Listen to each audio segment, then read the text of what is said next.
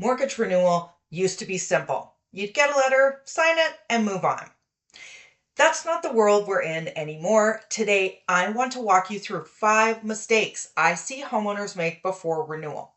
Mistakes that can quietly cost you options, flexibility, and in some cases, thousands of dollars. If you're renewing in the next year or two, this video matters. Most people think renewal is automatic, and while many renewals still go through, lenders are paying much closer attention to risk than they did a few years ago. Some of these mistakes don't show up as problems right away, they show up when it's hardest to fix them. Let me explain. Mistake number 1 is hands down the most common mistake I see. That is waiting too long to review your options. I have people call me 2 weeks before renewal. It's too late.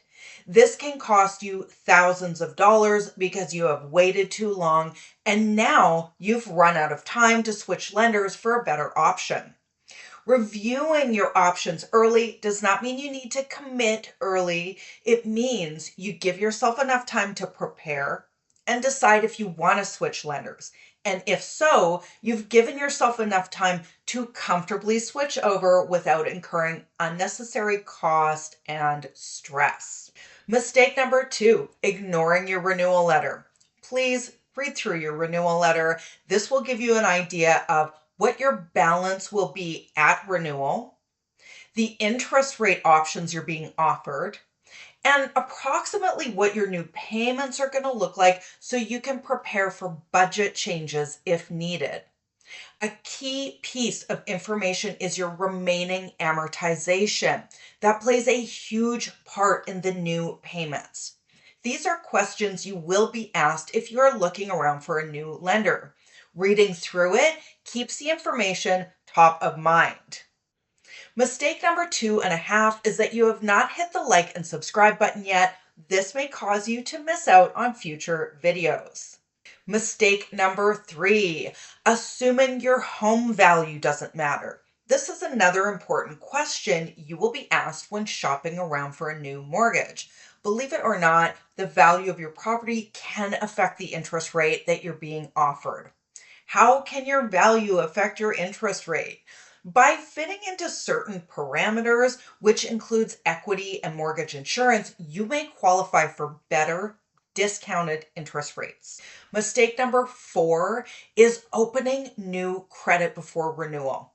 This one catches people off guard, but even good credit decisions can just be bad timing decisions. New car loans, furniture financing, balance transfers, these monthly liabilities could potentially cost you a mortgage approval if you're trying to switch lenders for a better rate. Mistake number 5, last one, treating renewal like a rate-only decision. This is the biggest mindset mistake. Before committing to a mortgage for years that comes with payout penalties, you need to ask yourself questions.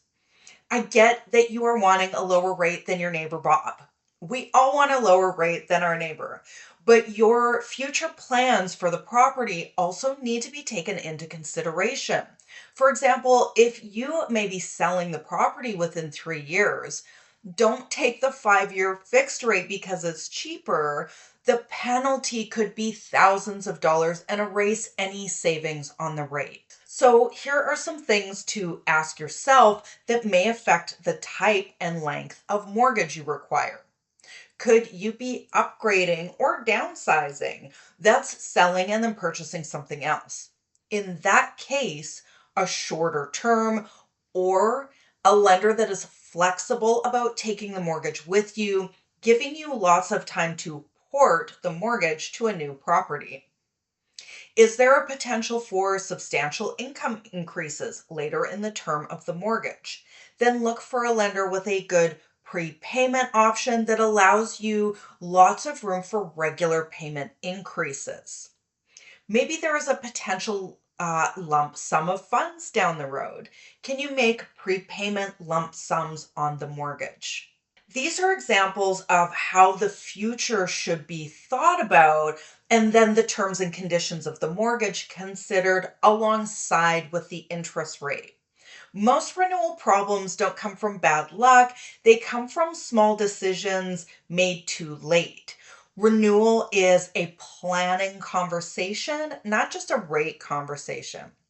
If you're within 12 to 18 months renewal, the smartest move is a calm, no pressure review, not to lock in, not to panic, just to understand your position and make informed decisions based on your personal scenario.